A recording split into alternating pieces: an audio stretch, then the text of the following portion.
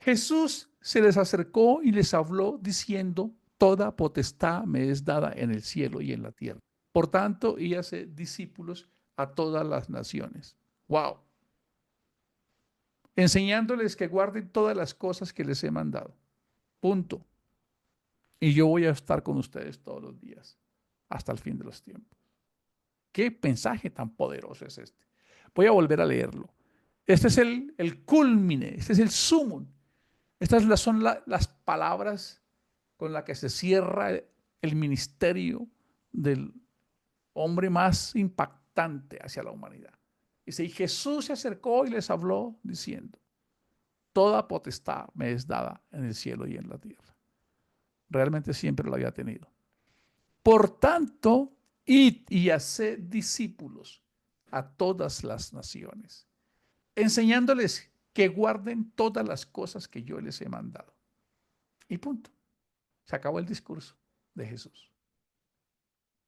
Es un discurso que se ha malinterpretado. Se cree desde cualquier organización cristiana que lo que hay que hacer es traer todas las personas a la iglesia donde yo estoy.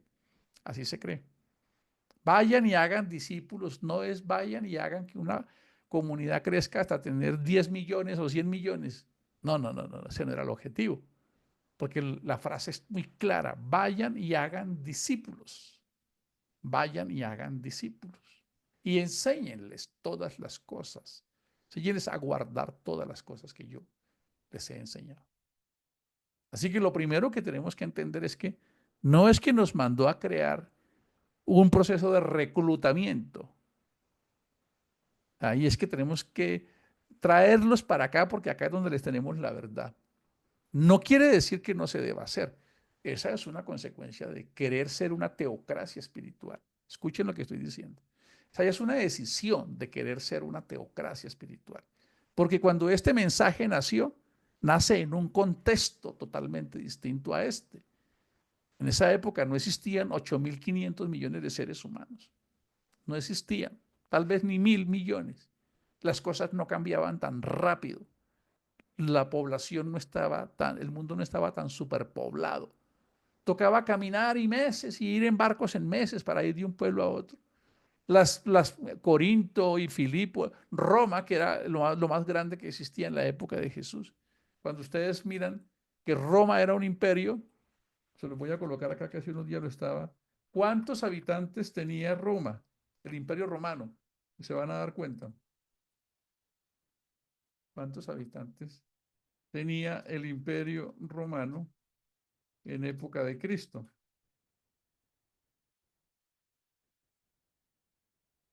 Y tenía entre 50 y 80 millones de habitantes. ¿Cómo les parece? El imperio romano.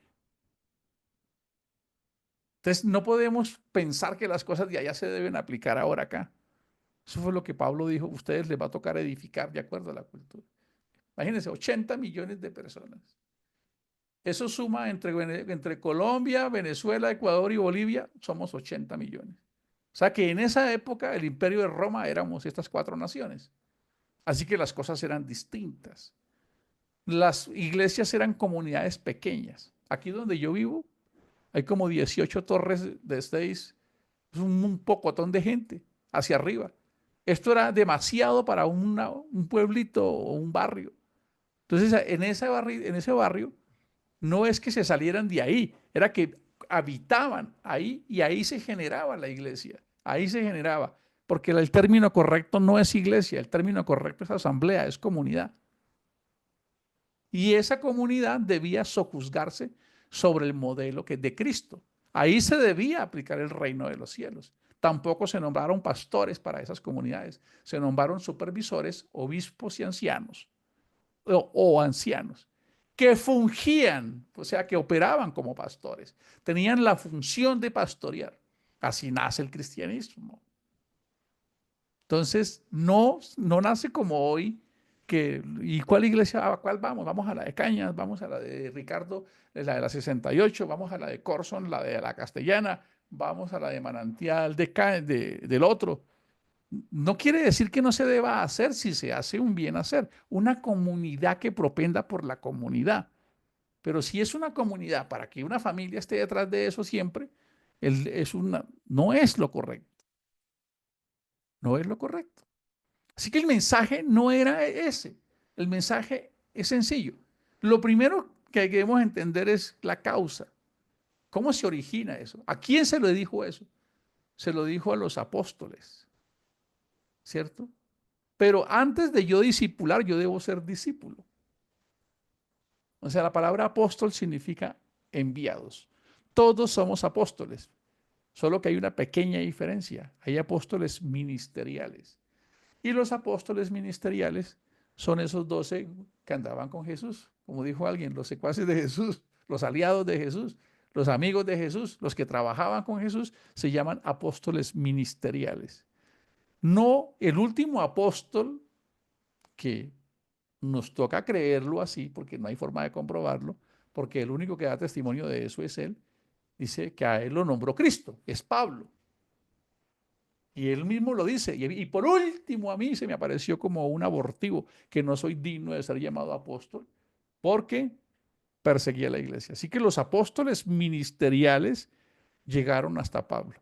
Si usted se encuentra con un apóstol hoy, pues ojalá sea que se llame así, por ejemplo, Ricardo Apóstol, saldría válido, si no es un farsante, bíblicamente. Y le voy a decir por qué, porque para elegir un apóstol había normas. Cuando ustedes ven que murió Judas, se eligió el apóstol y colocaron un canon, una regla de medida para saber cómo se podía elegir. Y dijeron, necesitamos reemplazar a Judas, ¿cómo hacemos? Dijimos, vamos a escoger entre los que hayan estado con Jesús en su ministerio, que hayan estado con nosotros, que hayan salido y entrado y que hayan estado hasta el día que Jesús resucitó y fue llevado arriba. Era una regla para poder calificar para ser apóstol. Así que si hoy tú te encuentras con la profeta, con el apóstol y con todo eso, tengo que decirte que eso es un farsante. Bíblicamente ya no hay ese tipo de cargos para esta sociedad porque todo se cumplió en Cristo. Cristo dice, el fin de la ley es Cristo. La ley y los profetas hasta Juan. Todo se cumplió en Cristo. Punto. Pare de contar. Ay, pero es que ahí dicen las cosas muy duras. No, decimos la verdad. Y les quiero contar que a nosotros nos gusta prepararnos para decir esto. Podemos sustentarlo en cualquier lado bíblicamente. No existen profetas en esta época. De esos que hay, que viene, que la que sale por ahí, la pitoriza, que a fulano le va a salir. Eso es brujería más bien que ser profetizo o profetiza. Jesús fue muy claro cuando dijo, todo se cumplió en mí. Todo. Él lo dijo. Leanlo en Lucas 24, leanlo en Corintios 15, cuando estamos estudiando los sábados. Todo esto apuntaba hacia mí. La ley, desde Moisés, Salmos, todo apuntaba hacia mí. Y cuando yo llegué, todo se cumplió. De aquí en adelante lo que hay que hacer es vivir el reino de los cielos, nuestras conductas y comportamientos. Es lo que enseñó Jesús. Leanlo. Lucas 24, del 40 en adelante. Primera de Corintios 15, para quienes los quieran leer. Dice, esto es lo que yo enseñé conforme estaba en las escrituras, que el Cristo debía padecer. Leanlo. Primera de Corintios 15, cuando Pablo da las instrucciones de lo que es el Evangelio, y el capítulo 24 del Evangelio de Lucas, cuando Jesús les dice, esto es lo que yo les dije cuando estaba con ustedes, que era necesario que se cumpliese de mí como estaba escrito en la ley de Moisés, en los salmos y los profetas. Pare de contar. Cualquier otra cosa ya es diferente. Él vino y dijo, yo les vengo a dejar un mandamiento nuevo. ¿Cuál es? Que se amen ustedes los unos y los otros. Si eso no está sucediendo, ni siquiera diga que es cristiano, porque eso es carreta. Eso fue lo que Jesús dijo. ¿Por qué? Porque, ¿qué dijo él? En esto sabrá la gente que ustedes son mis discípulos. Pero si usted se pone bravo que porque le dijeron y ya no volvió, es que me dijeron, no me tuvieron en cuenta y me fui, o tú también, perdimos el año todos. Perdimos el año todos. O sea, cuando dice que debemos ser discípulos de Jesús, pues la enseñanza es muy simple. Es que yo no le vuelvo a hablar, es que yo no trato más con él, es que me la hizo, es que tal cosa, pues bueno, entonces eso es válido, pero entonces no podemos decir que somos discípulos. ¿Qué enseñó Jesús? Las enseñanzas de Jesús son muy poderosas. El reino de los cielos es muy poderoso. Tiene que ver con mi ego, con mi orgullo, con todo lo que yo soy, no con ustedes. Yo aquí me hablo a mí porque yo tengo suficiente conmigo. Yo soy un proclive, un potencial pecador. Este Gio que ustedes ven acá, Es el mismo, perdónenme que lo digo así para darle fuerza, es el mismo miserable y pinche mortal que pega como cualquiera de ustedes, con las mismas luchas y dudas y miedos. Todos estamos en esta conquista de nuestro ser. Por eso Él nos deja el modelo, el único modelo. Por eso cuando se funda una comunidad, el pastor de pastores es Cristo, el líder de líderes es Cristo. Los demás somos servidores con diferentes responsabilidades. Pero cuando viene este mensaje, Jesús dice, vayan y prediquen y hagan discípulos. ¿Qué significa discipular? No significa contarle historias, significa que esa persona aprende un método. O sea, un discipulado es un entrenamiento profundo. Imagínense, Jesús duró 3 años y medio con este grupo de apóstoles. Eso significa discipular. ¿Qué es lo que estamos haciendo cuando discipulamos? Cuando todos hacemos en nuestro devocional el mismo tema, hasta que todos manejemos un tema. Uy, ya llevamos todos diciendo el tema de amar a Dios, amar al prójimo, como a mí mismo, con todo lo que pienso, con todo lo que siento. Todos nos queda claro eso ya, lo aprendimos. Y les aseguro que si todos viviéramos en pro de eso, como nos decíamos aquí hace unos días algunos de ustedes, no, que es que me voy a agarrar con Pili porque es que Pili me dijo, no, primero miro en el rostro de Pili, veo a Cristo. Uy, ¿cómo le va a hablar a Pili? O, uy, Pili me ve a mí y digo, uy, ¿cómo? No, es que yo todavía a Gio lo regaño, lo mando, lo envío. Ni de ella para él, ni de él para ella. Eso lo vimos estos días, un domingo. ¿Por qué nuestra familia a veces no se convierte? ¿Por qué a veces no se sienten inspirados? Porque no estamos a la medida de esa inspiración. Porque todavía no hemos entendido que lo primero que tenemos que hacer es con ese prójimo que con mi forma de pensar y de sentir vea a Cristo, me vea paciente, me vea humilde, no me vea controlador, no me vea que a toda hora quiero repararlos, no me vea que siempre en ese proceso. Y esto es muy complejo, ¿por qué? Porque siempre que hay una pareja, el uno está diciendo es que es ella. Todos somos así. Es que es ella. Eso me pasa a mí. No, es que es él. Es él. Es que él no ha hecho. Es que ella es así. Es que él no hace. Es que ella tampoco hace. Siempre vamos a encontrar la razón. La razón va a quedar bien repartida. Y el Evangelio tiene que ver con hacernos cargo de nuestra vida, con hacernos responsables de nuestra vida, de entender qué significa haber sido un discípulo. Un discípulo de Jesús es alguien que sigue las enseñanzas de Jesús. Por eso la gran comisión no es ir a llenar congregaciones, no, esa es una consecuencia de una comunidad que quiere organizarse, pero ese no era el objetivo de Jesús. El objetivo era discipular personas con el modus vivendi de Jesús, con la forma de vivir de Jesús. Ahí lo dice, léanlo en sus casas, tomen nota y Mateo 28, ¿qué dice? Jesús se acercó y les habló diciendo, toda potestad me es dada en el cielo y en la tierra, como diciéndoles, fresco, mis amigos, que ustedes están por encima del bien y el mal, yo estoy con ustedes, enseñándoles, escuchen, ¿qué hay que hacer? Discípulos. Por tanto, y hacer discípulos. ¿Discípulos de quién? No, es que estos son los discípulos de la iglesia de fulano. No, no, los discípulos del modo de vivir de Jesús. Por tanto, y hacer discípulos a todas las naciones, para que nazcan de nuevo, que es lo que significa el bautismo, enseñándoles que guarden todas las cosas que yo les mandé. Punto. ¿Qué de eso no se entiende? Será la pregunta. ¿Y qué enseñó Jesús? Nos enseñó que debíamos ser como niños. ¿Sí? ¿Cómo es un niño? Bueno, se disgusta un momento, pero los digo, ya está bien. ¿Cómo nos enseñó a ser Jesús? A ser mansos y humildes. ¿Qué más nos enseñó Jesús? A amar al prójimo. ¿Qué más? A amar a los enemigos. Hey, qué cosa tan difícil este Jesús con estos mandamientos. No me aguanta a veces al que vive al lado mío y me manda a amar al enemigo. A perdonar y a ser perdonados. Nos mandó a no fornicar ni adulterar porque el cuerpo no nos pertenece, porque el cuerpo es un cuerpo sagrado. Es como si yo, para que nos quede claro, es como si yo fuera un pedazo del cuerpo de Dios. Tu cuerpo no es tuyo, no te pertenece, no lo creas. Es como si tu cuerpo fuera esta falange de Dios y tú decidas meterla por aquí por la fosa de las narices, por acá por las orejitas. ¿Dónde va a meter? ¿Qué vas a hacer con este dedito? ¿Qué vas a hacer con tu cuerpo? Él lo enseñó en Mateo. No adulteren, no forniquen, porque ustedes no alcanzan a imaginar la auto, con condicionamientos que se ponen con eso. Esas enseñanzas son claras. Por eso dice, no juzguéis y no seréis juzgados. Da y se os dará. Buscad el reino de los cielos. No anden desesperados por el futuro. Aprendan a confiar en Dios. Deben ser servidores de todos. El que esté libre de pecado, que tire la primera piedra para que no se crea un santurrón que uno dice, es que cuando yo estaba allá, ahora yo no. Todos seguimos siendo pecadores. Todos seguimos en la misma. Todavía esas congregaciones donde le dicen que la Santa Cena, que algunos no pueden comer, porque son pecadores, pues ninguno debería comer, se los aseguro. Estos días mi hijo me preguntaba sobre unos amigos que van a una iglesia y dijeron, es que si comen de la cena, se enferman y se mueren si están en pecado. Y si no comen, se quedan. Digo, oye, pero ¿qué crimen ese? ¿Ustedes creen que alguien que va a una comunidad a hacer la Santa Cena no pecó ese día? Todos estarían muertos. Todos somos pecadores. Todos. Pensamos, no, me dijo, lo envidié, lo negué, me dio rabia, mentí, lo que sea, me dio el ego, me dio el ASR. No existen seres humanos perfectos. Existimos seres humanos que buscamos la perfección. ¿Qué sigue diciendo acá? No se enfoquen solamente en lo material, no acumulen solo tesoros en la tierra.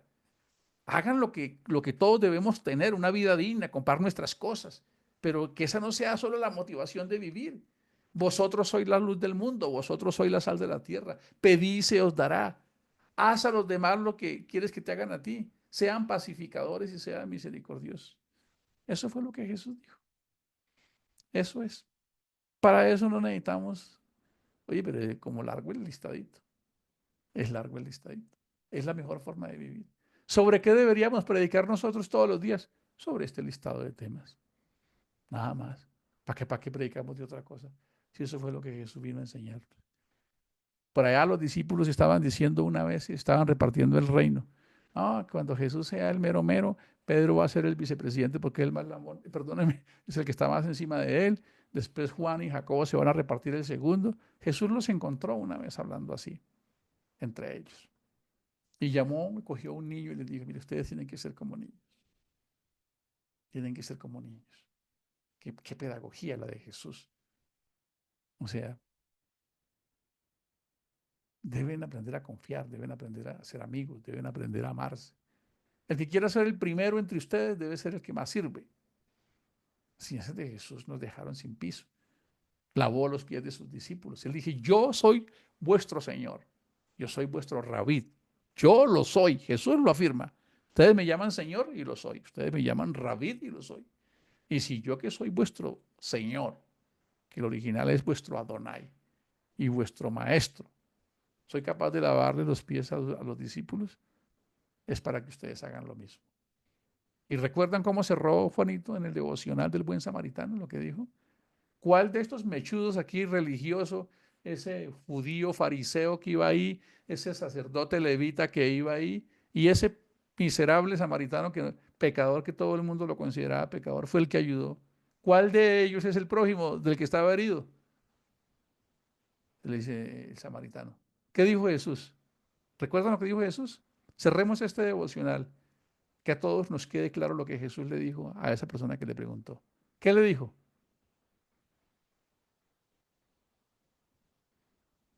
Vaya y haga lo mismo. Entonces, vámonos a despedir de este devocional. Yo voy a hacer lo mismo. Lo demás, pues qué chévere que vayamos a un lugar y nos sintamos bien y qué rico, que es muy chévere, que es que yo voy, me siento bien, motivado, me da fuerzas para seguir luchando. Y de hecho eso se recibe. Pero Jesús dijo, cuando le preguntó, ¿y cuál es mi prójimo? Que amen al prójimo. ¿Cuál es mi prójimo? Dijo, ese que es difícil, ese que no cree como tú, ese que no va al mismo lugar donde vas tú a veces. Ese es tu prójimo. Ah, ¿y qué hizo el otro? Le ayudó. Fue misericordioso con él. Puso tiempo para él. Puso lo que tenía que poner para él. ¿Qué le dijo Jesús? Vaya y haga lo mismo, hermano. Quedémonos con ese mensaje. ¿Qué significa ser discípulo de Jesús? ¿Qué significa vivir este mensaje? Hacer lo mismo. Señor, te damos gracias por este mensaje. Permite que estas palabras hagan sentido, eco en nuestra vida y que nos podamos inspirar para seguir pensando que la meta somos nosotros. El día que dejemos de pensar que tenemos que seguir orando para que todo el mundo cambie, sino que somos nosotros y nosotros seamos esa versión. El entorno se va a organizar solito. Cuando nosotros morimos a nosotros mismos, a nuestro ego, entonces está el terreno fértil para que germinen familias, esposos, padres, hijos, amigos, socios, ciudadanos que puedan vivir en paz con este mensaje. Amén.